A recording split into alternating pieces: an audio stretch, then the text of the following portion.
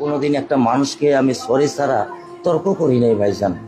তা আমার এই 8 বছরের মাসুম একটা বাচ্চা কি অপরাধ? আমি এই কলজাটা ছাড়া আমি থাকবো কেমনি?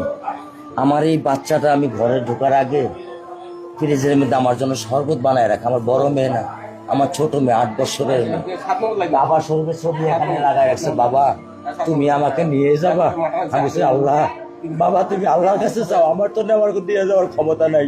আমার মেয়ে আল্লাহর কাছে চলে গেছে, আমার মেয়ে আল্লাহর কাছে চলে গেছে।